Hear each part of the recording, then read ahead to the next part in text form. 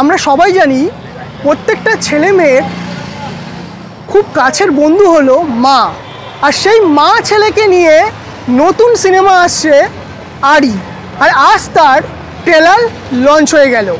শুনবো এই ছবি নিয়ে আজ তারকারা কি বলল, চলুন আমরা শুনে নেই। বর্তমান সময়ে আমরা যেটা দেখতে পাই, একটা সময়ের পরে ছেলে বা মেয়ে তাদের যে বাবা মাকে দেখে না ঠিক মতো, সময় দেয় না, ঠিক আছে। এখন যে আমরা দেখতে পাচ্ছি এই ছবিতে, মানে অন্যরকম একটা ছবি আমরা দেখতে পাচ্ছি যে ছেলে মাকে খুব ভালোবাসে, এরকম একটা কনসেপ্ট, কি বলবো?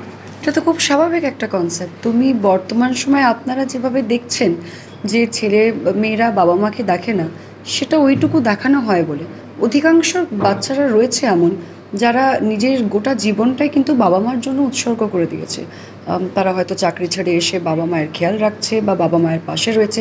তাদের কথা কেউ বলে না, হয়তো তার জন্যই হয়তো আপনি দাঁড়িয়ে আছেন। আজকাল হয়তো খারাপটাই বেশি দেখানো হয় আর খারাপটা বেশি বিক্রি হয়, কিন্তু এমন অনেক ছেলেমেয়েরা আছে যারা কিন্তু দাঁড়িয়ে আছে। হয়তো বাবা মার ঋণ কখনো শোধ করতে পারবো না আমরা, কিন্তু তাও এরকম ছেলেমেয়েরা আছে যারা কিন্তু পাশে দাঁড়ায়। আমি ব্যক্তিগতভাবে মনে করি the first step of success is বাবা মায়ের পায়ের তলা। যেমন মুসলমান ধর্মে বলা হয় যে আম্মি কে প্যার কে নিচে জান্নাত হ্যায়, এটাতে হোয়াট আর ইয়োর টেক্স, এটা আমি মনে করি যেটা সত্যি কথা।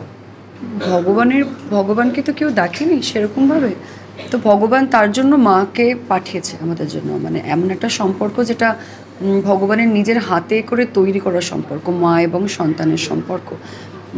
তাই বাবা মাকে সেই প্রাধান্য দিয়ে আমরাও সেই মেন্টালিটিটাই রাখি যেখানে আমরা বাবা মাকে প্রাধান্য দিয়েছি সারা জীবন, এখনও দিই। আর অনেক সময় এটা হয় যে এখানে হয়তো ভগবানের আশীর্বাদ নেই, কিন্তু একা মায়ের আশীর্বাদে বাচ্চাদের উন্নতি হয়ে যায়।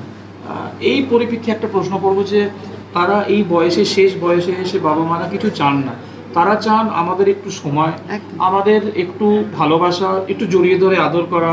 সো হোয়াট ইজ ইয়োর, আমি দুজনকেই বলবো যে আমি যদি টু লাইনে বলি যে ইয়াং জেনারেশনদের যারা বাবা মাকে অবহেলা করছে বা যারা বাবা মাকে সময় দেয় না, what is your take on that?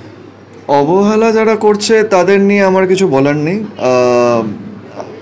কিন্তু অনেকে এমন আছে যারা কিন্তু কাজের জন্যে ব্যস্ত হয়ে যাচ্ছে, আর সেটা কিন্তু ইচ্ছে করে অবহেলা করছে না, সেটা হচ্ছে কাজের ব্যস্ততার জন্যে, বা আমরা তো সবাই ছুটছি কিছু না কিছুর পেছনে, টাকার পেছনে, ক্যারিয়ারের পেছনে। তো সেখানে হয়তো আনইনটেনশনালি এটা হয়, যেখানে হয়তো মা বাবাকে অতটা সময় দেওয়া হয় না আজকের দিনে।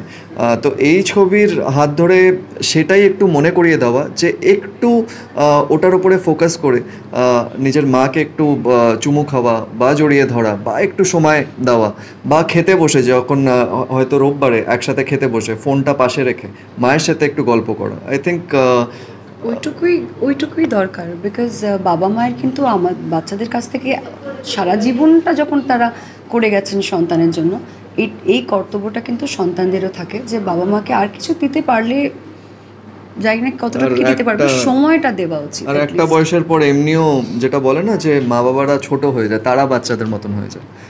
সো সেই বাচ্চাদেরই খেয়াল রাখার কথা।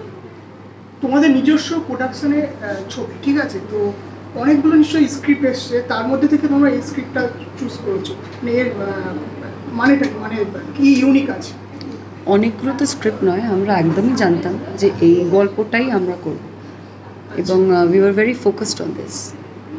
হ্যাঁ, মানে গল্পই আমাদের, মানে আমাদের এটা না যে আমরা চুজ করে করেছি, এটা আমাদেরই গল্প, তো সেটা নিয়ে এগিয়েছি।